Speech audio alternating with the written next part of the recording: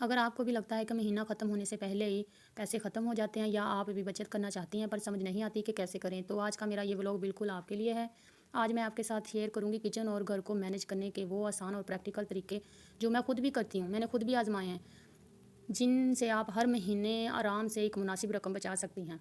आज मैं आपको 5 ऐसे खुफिया राज बताऊंगी, 5 ऐसे टिप्स आपको बताऊंगी जिनको फॉलो करके आप भी अपनी ज़िंदगी आसान बना सकती हैं और अपने घर को बहुत ही बेहतर तरीके से चला सकती हैं। तो जी अस्सलाम वालेकुम माय यूट्यूब फैमिली, कैसे हैं आप सब। उम्मीद करती हूँ कि आप सब खैर खैरियत से होंगे। अल्हम्दुलिल्लाह मैं भी ठीक हूँ। भाई आज के दौर में महंगाई जिस तेज़ी से बढ़ रही है ना, वहाँ घर चलाना किसी चैलेंज से कम नहीं है। लेकिन पता है, एक समझदार और सुगड़ औरत वो नहीं है जो बहुत सारे पैसे उड़ाकर घर चलाए, बल्कि असली घर की रानी वो है जो कम बजट में भी घर को ऐसे मैनेज करे कि किसी को कानो कान खबर भी ना हो और साथ ही हर महीने थोड़े पैसे भी बचा ले। तो सबसे पहले हमारा सवाल आ जाता है बजट का, जो हमारा पहला टिप्स है। तो मेरी प्यारी बहनों, सबसे पहली और सबसे ज़रूरी चीज़ है प्लानिंग। जब तक आपको पता नहीं होगा कि पैसा जा कहाँ रहा है, आप बचत नहीं कर सकेंगी। इसके लिए मैं हमेशा रिकमेंड करती हूँ मंथली डायरी। जैसे ही महीने के शुरू में आपके हाथ में पैसे आएँ, उन्हें फ़ौरन खर्च करने की बजाय इनको हिस्सों में बांट लें। यानी कि जैसे कि एक हिस्सा आप निकालें राशन और किचन का खर्चा, एक हिस्सा निकाल लें बिल और बच्चों की फ़ीस, एक हिस्सा निकालें इमरजेंसी फ़ंड, जैसे कि बच्चों बच्चों अगर कोई घर में बीमार हो जाए बच्चे या हम खुद, तो उनकी मेडिसिन के लिए, या अचानक कोई मेहमान आ जाए उनके लिए, या मतलब इमरजेंसी कहीं आना जाना पड़ जाए ना, तो उनके लिए निकाल के रख लिया करें। तो एक हिस्सा, चौथा हिस्सा जो हमारा है ना सेविंग यानी कि बचत का, वो वाला। बहुत से लोग गलती ये करते हैं कि पहले खर्च करते हैं और जो बचता है ना उसे सेव करते हैं। आपने उल्टा करना है, आपने ये गलती नहीं करनी। जैसे ही पैसे आए सबसे पहले 10% यानी कि 10% या कम अज़ कम 5%, 5% निकाल कर अलग बचत के लिए रख लें। ये जैसे कि घर में किसी भी जगह सेफ में, ड्रॉ में या अपने पाउच में, वॉलेट में आप निकाल के रख लें। उन पैसों को रख के ना आप भूल जाएं कि हमने पैसे रखे हैं, हमारे पास पैसे हैं। बाकी बचे हुए पैसों में ना पूरा महीना चलाने का माइंड सेट बनाएं। जब बाउंड्री सेट हो जाती है ना, तो दिमाग खुद ब खुद सस्ते और बेहतर रास्ते ढूंढने लगता है। तो दूसरा जो हमारा है ना सवाल, किचन मैनेजमेंट पर और राशन सेविंग पर है। तो भाई, घर का सबसे बड़ा खर्चा जो है ना वो किचन पर हमारा होता है। अगर किचन का बजट कंट्रोल में आ जाए तो समझें आधा खर्चा हमारा यानी कि कम हो गया। इसके लिए 4 ज़रूरी बातें याद रखें। पहला तो जी मेन्यू प्लानिंग, हफ्ते का मेन्यू। कभी भी किचन में खड़े होकर ना ये मत सोचें कि आज क्या पकाएं। इससे वक्त और पैसा दोनों ज़ाया होते हैं। हफ्ते के शुरू में ही पूरा मेन्यू प्लान कर लें। इससे आपको पता होगा कि किस दिन क्या पकाना है और फालतू सब्जियां या सामान ख़राब नहीं होगा। दूसरा जो है हमारा इकट्ठा सामान ख़रीदना। जो चीज़ें ख़राब नहीं होती, जैसे दालें, चावल, आटा, चीनी और मसाले, उन्हें किसी होलसेल मार्केट से इकट्ठा ख़रीदें। छोटे दुकानदार से रोज़ाना एक एक एक पाव सामान लेने से वो बहुत महंगा पड़ता है। होलसेल से लेने पर आप महीने के हज़ारों रुपए बचा सकती हैं। तीसरा इसमें है जी मौसमी सब्जियां। जो सब्ज़ी या फल मौसम का ना हो वो हमेशा महंगा मिलता है। कोशिश करें कि जो सब्जियां सस्ती और मौसम के मुताबिक हैं उन्हें ज़्यादा बनाएं। दालें और सब्जियां मिक्स करके बनाएं, जैसे आलू पालक, दाल, कद्दू। ये सेहत सेहत भी इसके साथ अच्छी रहती है और बजट बजट फ्रेंडली भी है ये। और एक है जी इसमें ज़ीरो वेस्ट, यानी कि एक समझदार औरत कभी खाना ज़ाया नहीं होने देती। अगर रात का सालन बच गया है तो सुबह उसको पराठा बना ले, उसका ये बची हुई सब्ज़ी को मैश करके सैंडविच या कटलेट्स बना लें।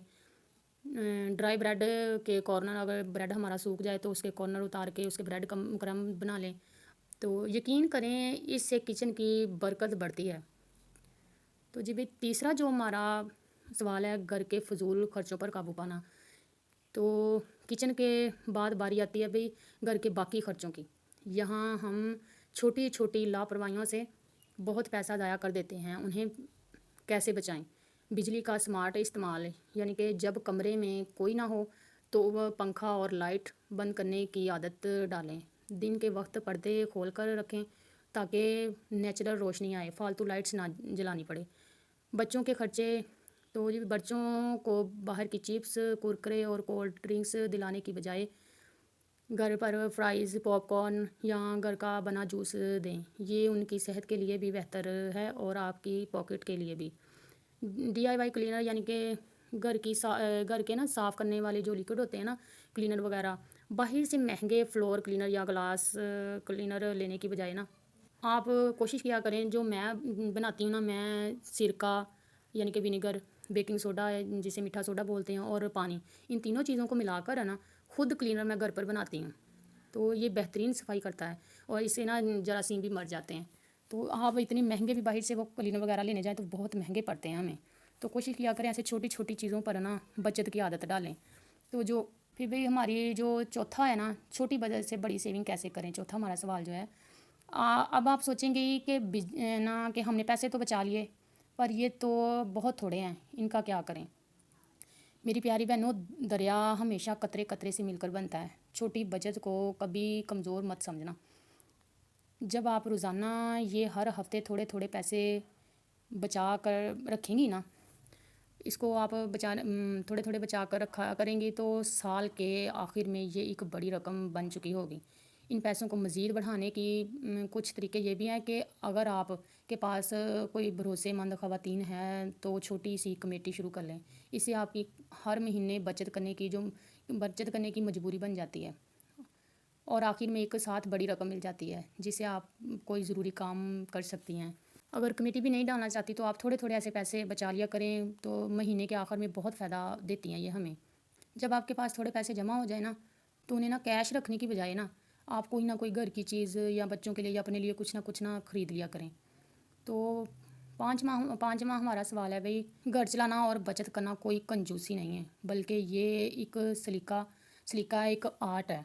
जब आप अपने घर के बजट को बेहतर बनाती हैं तो आप दरअसल अपने शौहर या बाप का हाथ बटा रही होती हैं, जो दिन रात मेहनत करके कमाता है। आप उनकी मेहनत को इज़्ज़त दे रही होती हैं। कोशिश किया करें कि अगर आपने कोई चीज़ किचन के लिए, घर के लिए ख़रीदनी हो ना, तो बाज़ार से महंगी चीज़ें ख़रीदने की बजाय अगर आपके पास ऐसी सेल वाली कोई दुकान लगी हो ना, तो वहाँ से किचन की और घर की थोड़ी सी चीज़ें यहाँ से ख़रीद लिया करें, क्योंकि सेल में भी चीज़ें अच्छी मिल जाती हैं। तो मैंने अपने घर के लिए थोड़ा सा सामान लेना था, मैं बाज़ार गई तो वहाँ से ना उन्होंने चीज़ें मुझे बहुत महंगी बताई। कोई 500 की, कोई 700 की, कोई 1000 की। तो मैंने कहा ये तो बहुत ज़्यादा महंगी है। तो ये हमारे पास एक सेल वाली दुकान है, मैंने कहा इस पे जाती हूँ।